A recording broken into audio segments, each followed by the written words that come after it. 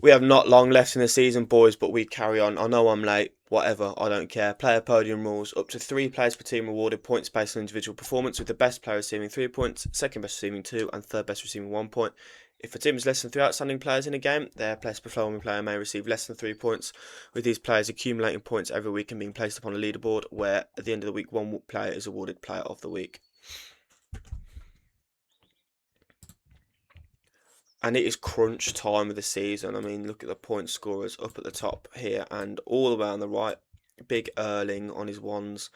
In the 30 points, Bruno Fernandes on 29, not far behind. Ekatike with a 3 point, gets in the 30s as well with Bowen. Semenyo's still there from his Bournemouth times, but yeah, players like Pedro, Rice, and Buemo Thiago catching up now at this point. And if I go over here and whip it all the way down, Joao Pedro, it was Game Week 29's Player of the Week.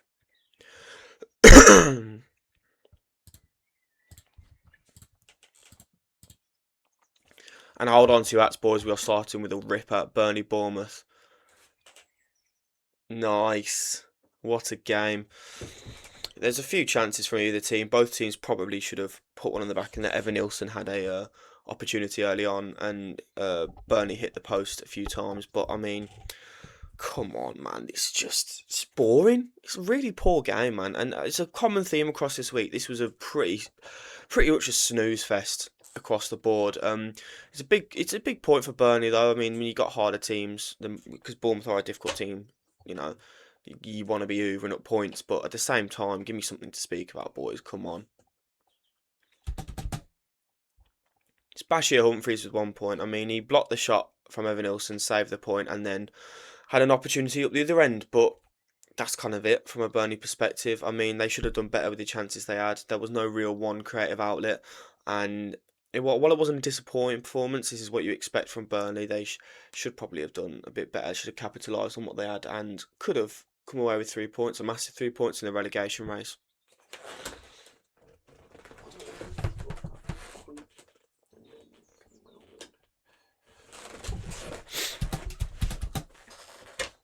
And it was Alex Scott, likewise, for Bournemouth, the only talking point. Again, another really good showing in midfield. He's really cooking at the moment for Bournemouth, and in that particular game, kind of doing what he could to facilitate. It was a very slow, very dull game against that big Burnley back line, so Bournemouth didn't have much joy in that particular one, and the chances they did have, they wasted. So, yeah, not one to write home about for the boys in red and blue.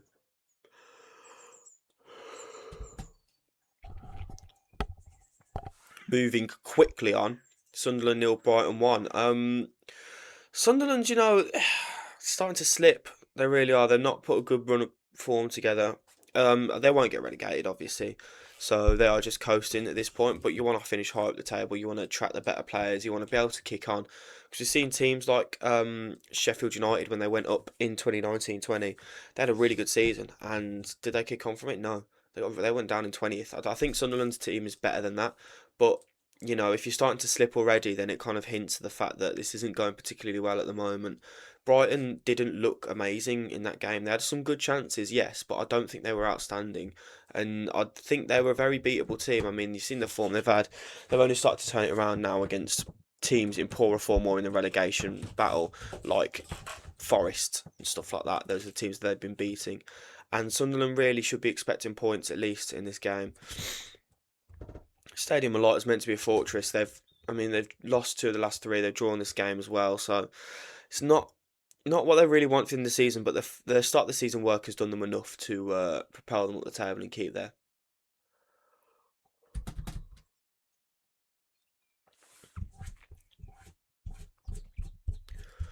That fella Elborg in goal did really good though. I hadn't heard of him, I'll be honest, until this game.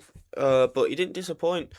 Well, there was no expectation, so he couldn't have disappointed. But he did a good job in net, made some very important saves, and kept it clean for Sunderland.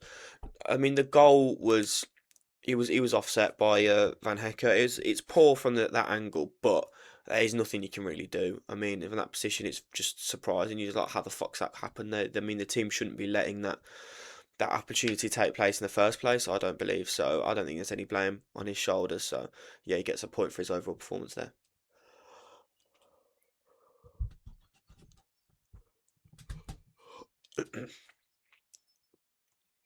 From a Brighton perspective, it's too late in the season, in my opinion, for them to mount a European challenge. So just plugging away, putting these good performances, and finishing the season off as strong as you can under Hurtler, and then building again in the summer is where the objective is. And I think someone important in that run will be Lewis Dunk. He's an old head in a young changing room. I think he's older than the gaffer, and he's the captain. He needs to lead them forward. And he put in a good defensive shift in that game. A lot of blocks, a lot of important tackles. Yeah, this is the man they're going to have to look to guide them. Might not necessarily be their best player, but these old heads are the boys that you need to help you through. Yeah, players like Hinchelwood can take inspiration from Dunk. I mean, Hinchelwood, since he's come back from injuries, looked like a really good spark for Brighton.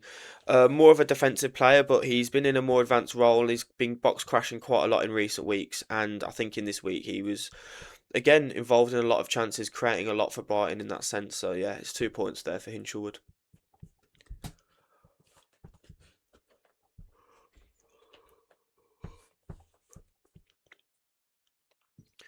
And I think it was his absence in the end, Minter, that kind of caused the drop off in form for Brighton, because he's been their best player this season without a shadow of a doubt. And he's come back in, he's scored another goal from a naughty little angle, and he's been very important to them in another game. Yeah, his absence was pretty damaging for Brighton. They went. I mean, people were saying outside shouts for relegation zone, but well, not relegation zone, relegation battle. But yeah, Minter's come back in and they just look like so much of a better outfit again. They've got that outlet to rely on the right hand side. And to be honest, I wouldn't be surprised if someone comes in for in the summer.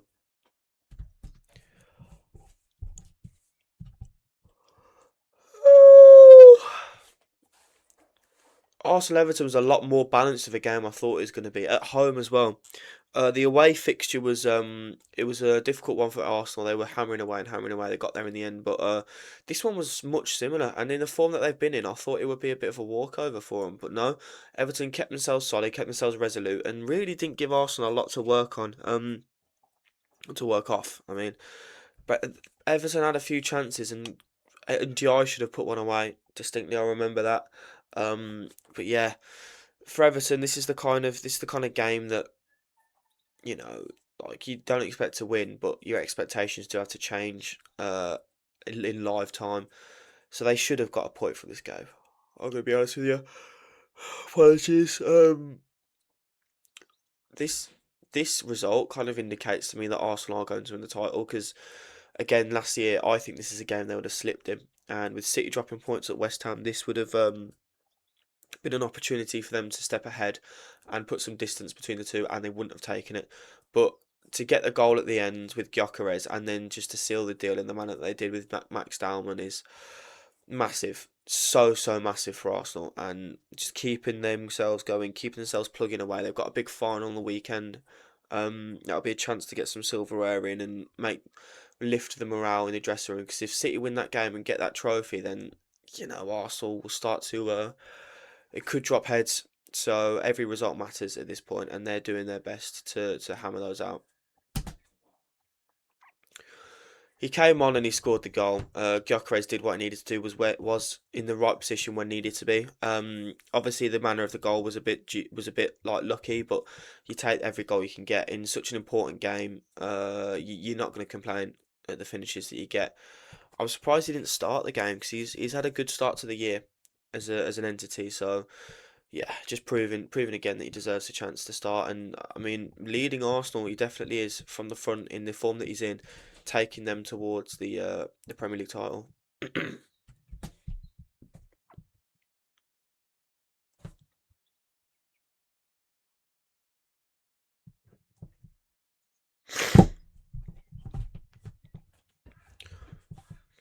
David Raya in that game was pretty monstrous in goal.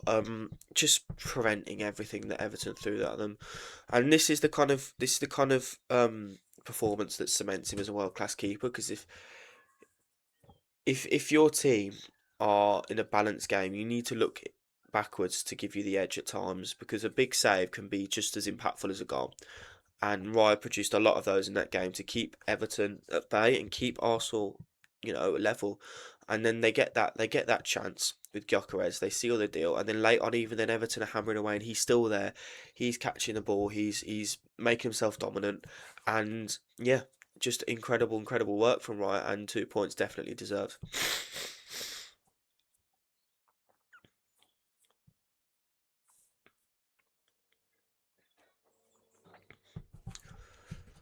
This isn't points just because of the occasion. Um, to come on in that situation as such a young lad and to score the goal, to put the ball into the box that eventually results in the winner, is massive for the kid. But the performance that he showed, the desire to get at players, the hunger that he showed, he put in a shift, and that's the kind of thing that you need when you it's the kind of thing that you need when from such a young age as well. When your team are struggling creatively, to have someone so hungry and so eager to impress off the bench. This is what I'm saying with Ungamo at Liverpool. Um, to have someone like that to bring on, and it worked so well for Arteta. Jesus didn't come on the pitch. It was Dalman that he looked to, and Dalman did the work. His goal at the end wrapped up what was a great showing, a great cameo off the bench, and a deserved 3 points in the end.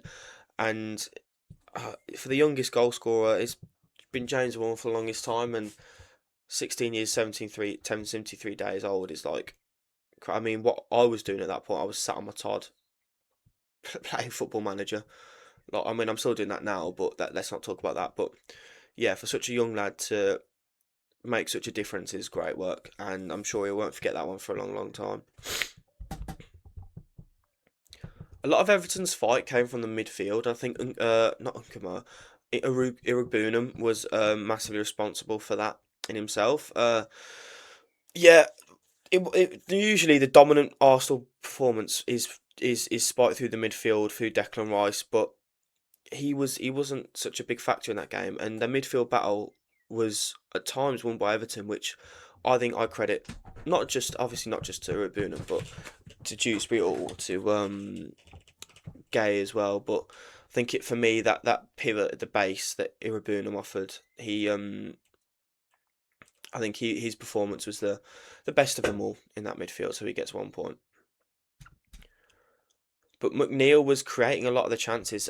It's crazy for me to see something like that when you've got McNeil, who for me he's been average mid-table Premier League like 7-8 GA a winger per year, compared to someone as smooth and silky and exciting as Ndiaye. But it was McNeil that did the business in that game. That can't go ignored, man. Like, McNeil still has value, I guess, this squad. I mean, when Grealish on that wing, you would obviously rather, but obviously with his injury, there's nothing you can really do about that. But yeah, for him to step in after not getting any game time really at the start of the season is great. I mean, you've got exciting players like Alcaraz, Dibbling, that are waiting in the wings to get a chance. But an older head in McNeil, a more experienced guy to come in and but looks so good and so comfortable in that team. It shows that he's got a little bit left in him.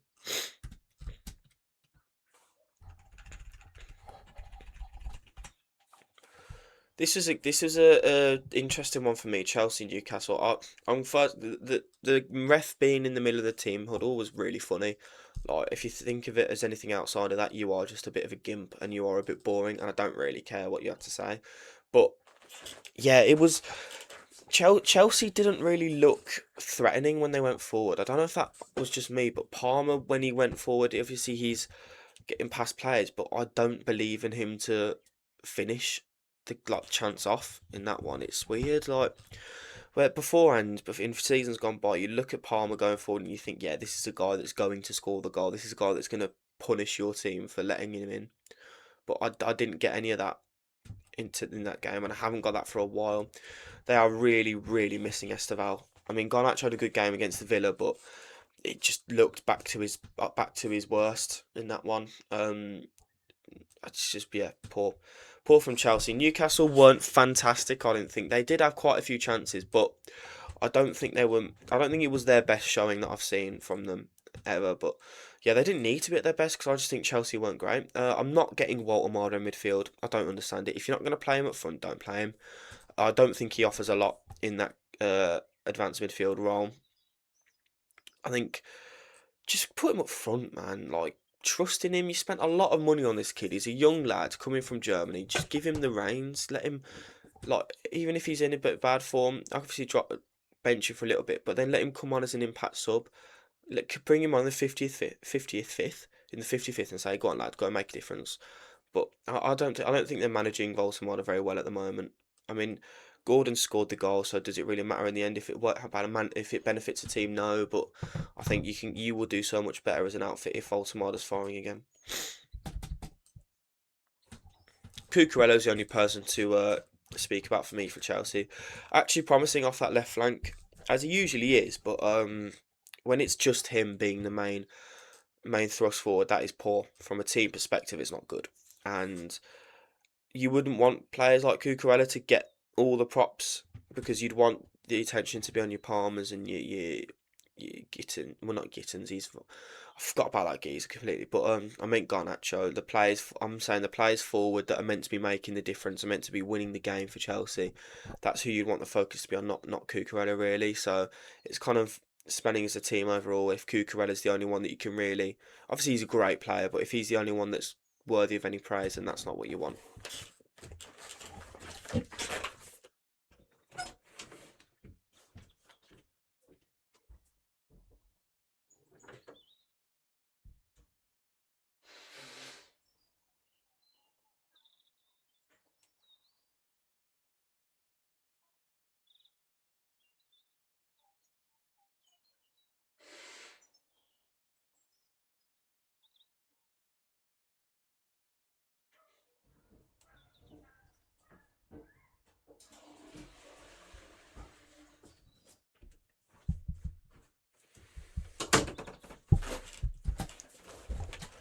Gordon was the man with the goal there. I think he did have a good performance, but I think there were players ahead of him I would rather give the props to.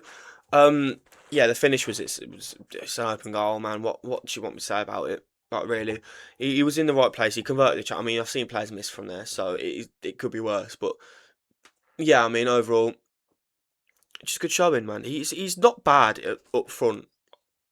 Like he's not a bad option to have at striker, but I just don't think he should be playing there. I think just get him on the wing, get him as a inside kind of goal threat on the wing. Actually, that's Barnes kind of.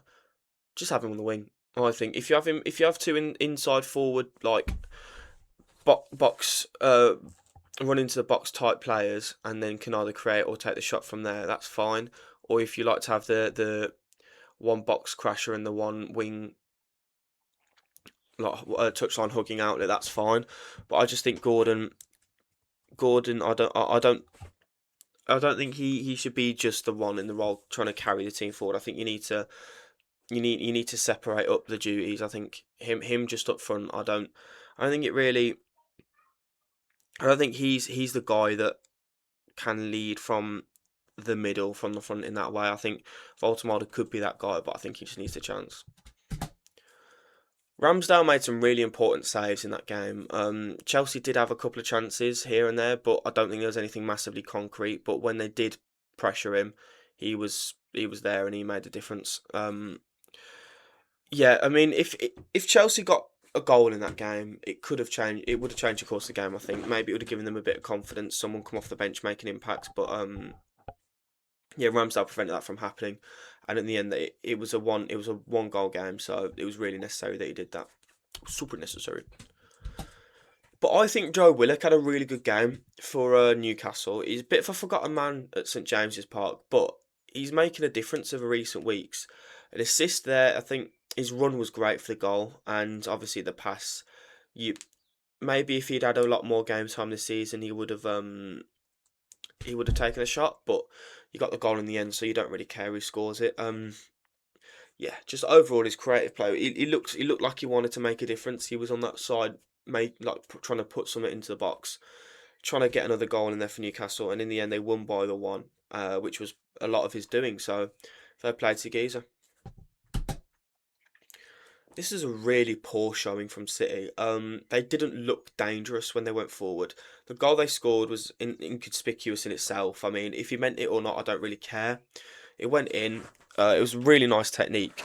I do possibly think he meant it, but it's not something you think. I think you should really get hung up on because the finishing outside of it was poor, and City have been struggling to get the ball in the back of the net quite a bit of recent. Haaland's not firing.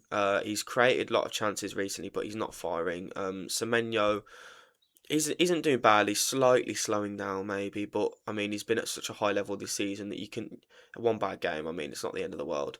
Um, I mean just slowing down. He scored the other week, so yeah, ignore that. But yeah, West Ham did a really good job to nullify the City threat.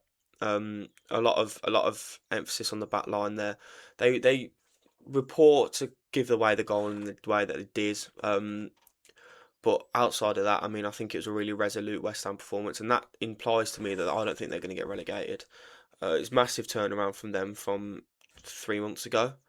But yeah, credit to Nuno for whipping it around. For City, I do think the title's gone. I do think they are going to go trophyless this season, and I think that may encourage Pep to go elsewhere. I mean, what's all really left to do from Serie A? If a job pops up in the Serie A, I think Pep would go. I think PSG would be the only team he'd be interested in going to in France to get at the Champions League again. But yeah, I think we're looking closer and closer to the end of Pep at City. If not this season, potentially next. Mateus Fernandes a really fantastic balanced performance again. He's such a dog in a cam position, which is crazy. To be an attacking midfielder with such spirit and fight in him is it's not often seen. Um, it's comparable to Bruno in that way because Bruno gets back and puts the tackles in and does the dirty work a lot of the time, but he's such a saucy outlet and such a great player at the same time. So, yeah, Fernandez is really shining in that role at West Ham, and yeah, I think this was another example of it. Again, really important in their overall defensive block. He was in that game, so yeah, another good showing from Fernandez. I anticipate he's gonna get if he doesn't get a good move this year, I think he will get one next because this is a guy that you cannot pass up on in my opinion. Hermansen was really really good in that game. Some of the saves that he made were great. I think for the goal, he was in position for a cross. I don't think you can really blame him for that. It was a really nice little dink. It's nothing we can really done about it. But yeah, some of the saves that he made were great. On another day, yeah, the finishing for City wasn't fantastic, but it's City. They're gonna have shots on target, and Hermansen was more than matched to it. So yeah, very well deserved 2 points, and far cry from the player that he was at the start of the season and last year for Leicester as well. But somehow Mavropanos, a player that I do not think is very good at football at all, has put in a great performance against arguably the best team in the league. His header was really nice technically. I mean, see them headers they get over the ball, but he just hit it straight into the crossbar and went in. Really good leaps to get up there. The block at the end was massive, putting your body on the line. But overall, him and Disasi did a really good job at nullifying City. And I think obviously his goal, his block at the end, these are massive moments that do put you over the consistently decent performer. So yeah, I think he's got. I don't think anyone can really argue with it with his showing in the end there. I think he definitely did deserve 3 points. Kusanov, I think, has matured into a really, really competent centre back. I think it's unlucky for him that they signed Gahey because I think him and Diaz together would have worked as a really good outfit. But I think Gahey will take the reins there, and when Guardiola comes back, I think it'll be him and Gahey um, playing thumb walls on the bench. Unfortunately for the two of them, but yeah, I think it's another game where it shows that like he is a good player. People don't rate him because of his one shitty performance against Chelsea, but he's such a composed defender and he's such a good tackler as well that you've got people. I think he doesn't get the recognition he deserves, to be honest. And it is Bernardo Silva with 2 points. Really good goal there, and he kind of created a lot of City's good chances. I think him in that pivot role, he can well. It's not really a pivot. He just goes where he wants. I think not Fernandez, Silva does. I was looking at the picture at the time, so he just cuts about. He drops deep and gets the ball, moves onto the flanks to offer something, and yeah, him in that free kind of role is really really helpful for City. But yeah, it just wasn't enough on that day. Yeah, God, I love football. We have fun. We do have fun, don't we? I mean, time of recording this, I'm going to get picked up in about an hour to go and watch Villa and Lille in the second leg. I'm not massively looking forward to it. I'm very nervous, and after this performance, I've got every right to be. I have had enough of watching certain players week in week out. I'm not. I'm confident in Buendia as a starting player for Villa. I am not confident in Leon Bailey having any role in this football club in the slightest. Mate, Leon Bailey, man, I swear to God. I thought, you know what? Bring him back in off the loan, send Gesson out on loan. I don't mind that exchange almost because, in my opinion, Gesson offered so little that even though Bailey's so inconsistent, he offered something sometimes. He's offered fuck all every time I've watched him. Like the very fact that we thought, yeah, you know what? There's no place for Daniel Marlin in this squad, but you know who there is place for? Leon Bailey. Yeah, yeah, that guy. I really like that guy. I really fucking like that guy. What was on our minds? What was on our minds? And for how poor the first half was in general, we literally offered nothing. And someone like Marlon could have come on and changed the game, and he didn't because well, we don't have someone like Marlon, do we? United were very, very good in themselves in the second half. They, as an outfit, they look very composed. They look. It's such a far cry from the nervous, like shitty. I don't know how the best way to describe it is. It was almost like a not unconfident, but not arsed team as well. They've gone from that to looking very, very technically good and very talented, but also really like really full of desire to do well, and that overwhelmed us in that game. The second half, United turned it on, and mate, they deserved so fully to win that game. Our goal was dubious in itself, so I mean, like it was such a handball on Mings, man. The offside from Onana, I don't think is impacting, but Mings just handballed the ball. There's no two ways about it. It did deserve. It did deserve to get chalked off. I mean, we didn't deserve the goal as it is. Um, yeah, massive improvements needed for us going forward. But United, Champions League football next year for them. At this rate, I would keep Carrick. I know what I said about the Solskjaer thing beforehand, but I'm starting to believe in the source. I think if this style of football continues, with improvements made, I do believe this is a United squad that can fight at the top of the table. With some of the quality they have in that team, with some of the names in that squad, I think that's a United team that has every ability to chase down, especially City, but even Arsenal. I mean, they've beaten Arsenal this season. I think across the 38 game season, if they add to that defence, if they add to the depth of the team, I think there's a strong outfit there. Cunha always scores against us. Of course, he had to do it again in that game. Really nice finish. Obviously took it to open the game up. I'm gonna start that again. Cunha obviously had to score against us because when doesn't he? Really good finish from him. Yeah. To be fair, it was because of how the nature of the game. It ramped up towards the end, so there wasn't too much before his goal. So him opening the floodgates kind of really cements him to as deserving of a place on the list. And also, like it did kind of win them the game in the end because if we went down the other end and shit out that goal, then that's a completely different game, and potentially we shut that game out and get a point, or maybe even go on to get all three. So, yeah, important goal and an important time from Cunha to open the game up and give United the ability to play against a team who creatively offer zero.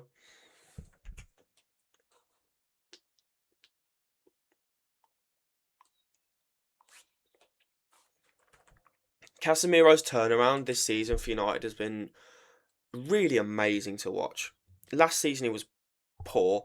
The start of the season he looked just gone. I mean, the leave the football before the football leaves you was probably the biggest football meme of the last year or so, and it's about him, you know. And at the time, it was rightly so, but he's just turned it around so well. In that role with Mainu there, he looks so much like the multiple time Champions League winning player.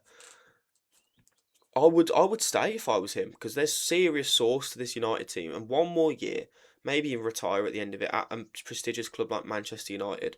I don't see why not, man. I don't see why not. In that game, he just got controlled it from deep, as he always does. It was nothing out of the. It was nothing like you don't see from Casemiro, but that level is just great, and he's been maintaining it for the last few months. But your pretty inarguable player of the week is Bruno Fernandes. He just carved us open. We struggled so badly to deal with him. His crossing was fantastic. His passing, his vision, his movement, the whole, just a lot. He was just another level. And this guy, like, seriously, I think contention for player of the year. It's been after this game where the conversations have started, and I don't see why not. I really don't. Just the consistent levels that he shows week in week out are next to none, and he is the spearhead for that United team.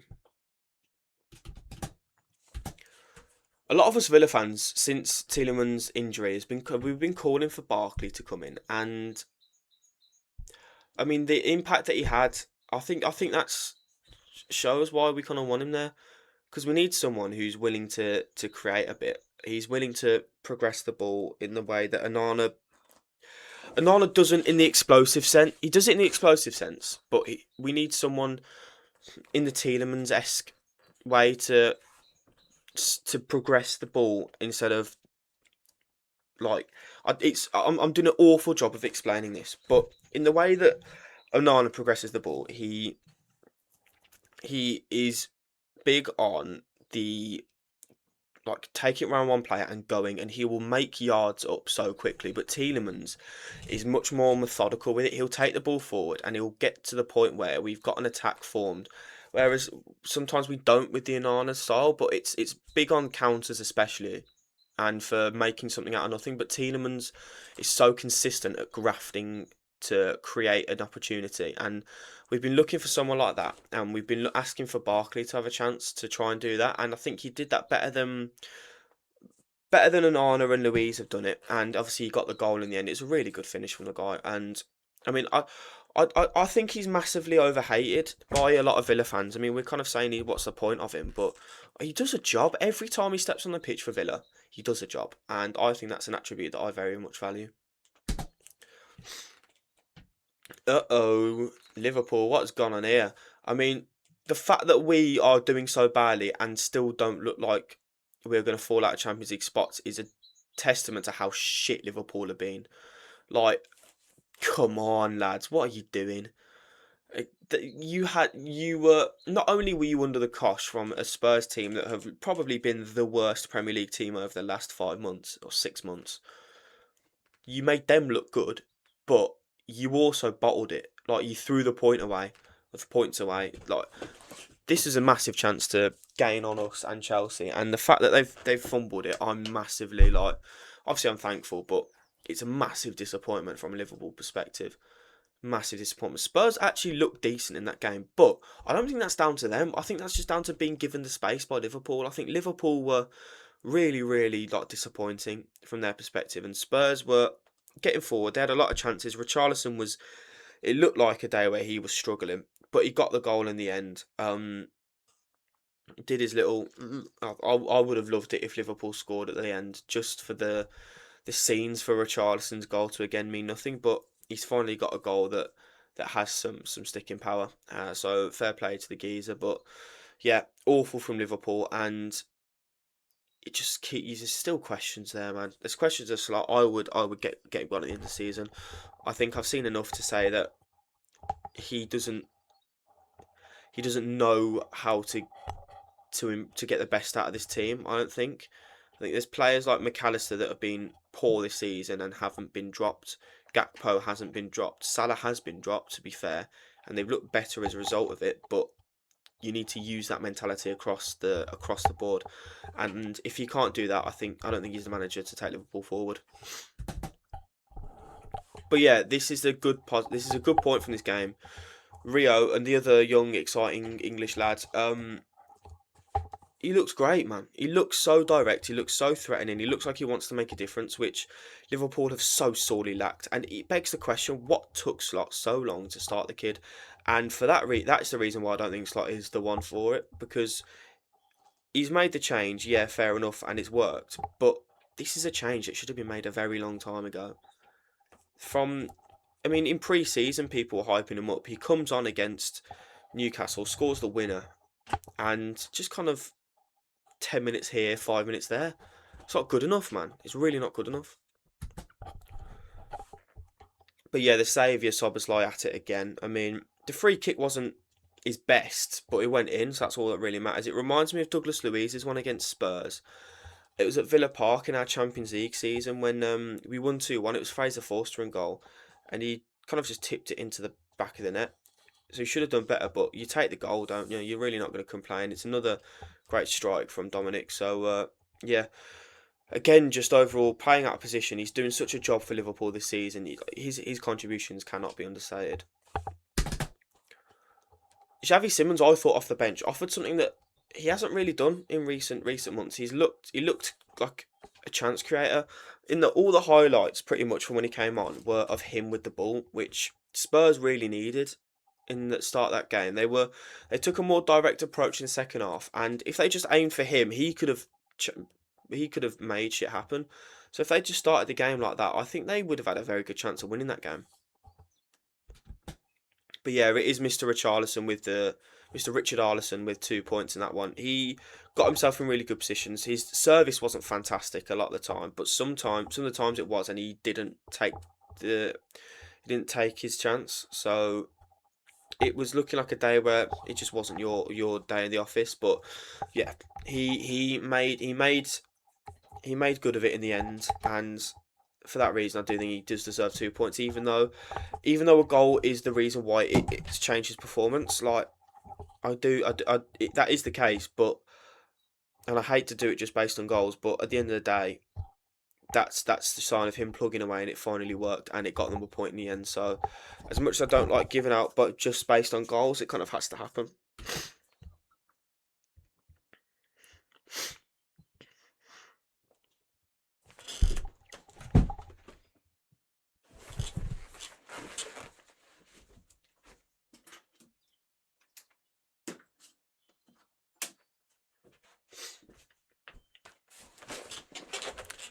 This was a bit of a stinky game for myself to watch and to speak about.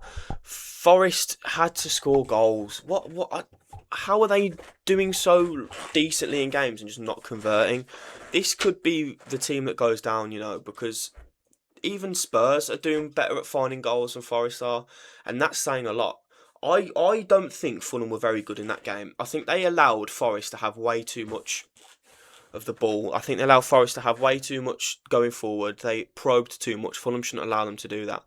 And even though they did hold out for the point, I don't think the defence were good in the sense that, they did concede a goal. They were breached. I know it was offside, but it happened, so there were weaknesses there. But even so, this is a Forest team that is been renowned for sitting back and hitting on the counter, but for them to do so much in the game and for the defence to be under such pressure and struggle so much to deal with it, I don't think warrants any Fulham player getting points. But yeah, Forest really need to look up front. And Chris Wood, he scored first game of the season and has just been absent. He's been on the number 3 list for so long now. I don't know where he's disappeared to, but yeah, Forest are so struggling. Like they really are without him. No one else has got that impact. It's gonna potentially cause them to get relegated, honestly, and that team's gonna get gutted. And Doyle looked really sharp when he came on, which begs the question: why has he not been getting this game time? Like he started the season fairly well, I remember, and then kind of tailed off, and he just kind of fell out of favour. But Hutchinson played a lot and didn't offer too much, and Callum Hudson-Odoi was in out of the team and stuff like that, so I would have given Ndoye a lot more time to shine. Because he came on, won a penalty offside. He scored a goal offside. Obviously, that's unlucky in itself, just about offside. But that was a real impact in that game, and that's an impact that Forest have lacked over the season at times. His impact can't be understated, though. Elliot Anderson always there, always making stuff happen, and yeah, always just being amazing. Fantastic, fantastic footballer, just facilitating from deep as he does, and made it all tick for Forest once again.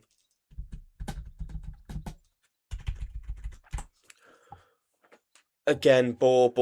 I can't be asked, mate. Can't be asked. Palace nil, Leeds nil. Fuck me. There's a bit more to speak about in this one. There's a bit more going forward. A lot of referee like chicanery, a lot of shenanigans there. Refs are human; they make mistakes. That is a bit of a poor one though. They has to do a bit better than that. But yeah, Palace had a couple of chances to take advantage of the 10 men and they didn't. Calvert-Lewin should have scored that penalty and didn't. And it was a game where both teams will just rue what they missed. I think in the end, there's really not much else to say on the matter. I'm going to be 100% with you.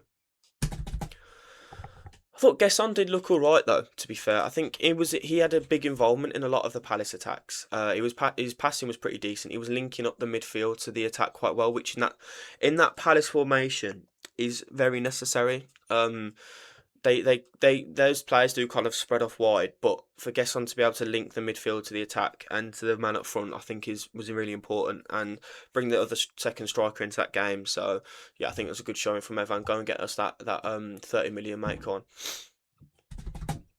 And it was Joe Rodon who kind of kept Palace at bay for quite a lot of that performance. It was him at the back that was doing a lot for Leeds. Yeah, he just made them tick, man. He kept them in the game at 10. You need to lean on your defence when you've got 10 men, and he was so important in that happening, and really took the reins for them. So he can be accredited for their 7 point really. I need to add Rockodare Wolves images. That one, copy. Here. Dunk. Let's go up. Bang. Bang. Line up.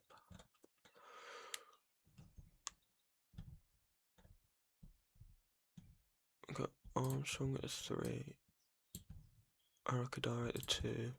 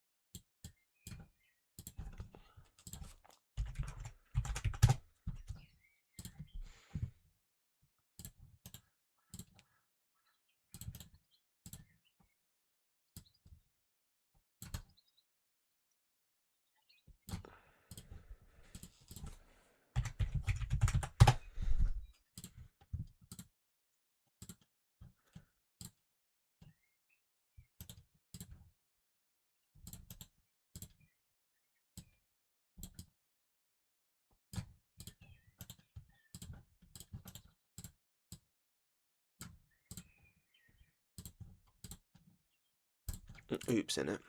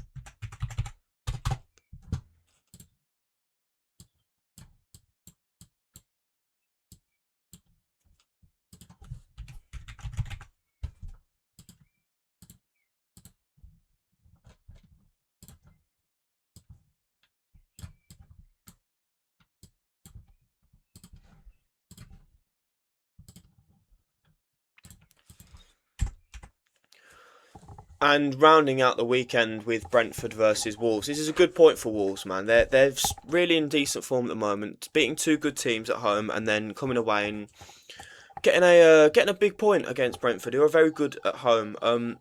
This Wolves team are going to do very well in the Championship. I do think that they're going to do so well. I think they might even win the league with the play that they're showing at the moment. They have got every ability to do that. For Brentford, this is a poor drop points, but with the form that Wolves are in, you can understand how it happened. But the performance I thought from Brentford wasn't actually that good. I don't think they were the better team. I think Wolves should have won that game with the chances they had.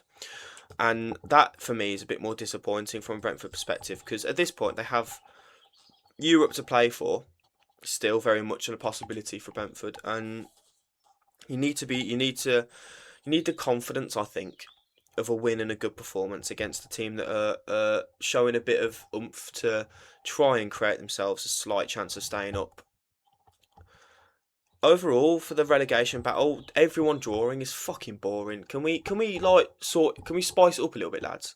Like even Spurs didn't lose. That's pretty embarrassing. So yeah, very upset on that end. I want something to happen. I want teams to be struggling. I want to see people nervous because I'm a miserable bastard and I want to share that misery with everyone else. Coyote with 1 point.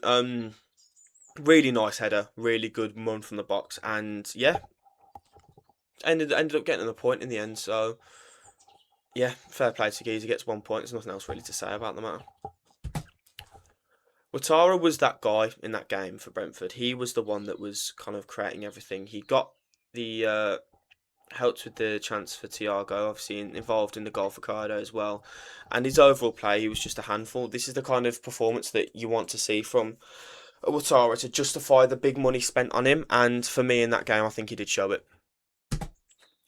Bellegarde was actually really good for Wolves in that game on the flank. Involved heavily in a lot of their forward chances, and they had a lot of chances. It's quite funny. I watched the Wolves channel extended highlights for this game, and the commentary was great. Just, he has to score there. He has to score there. Oh, he has to do better. It's brilliant stuff. Listening to the Dingles crying, but yeah, man. Either way, Bellegarde was really good, and he's the kind of player that pops up here or there with a goal or like a really good performance. And this was his pop up again. So I guess we won't see him again for another 7 months.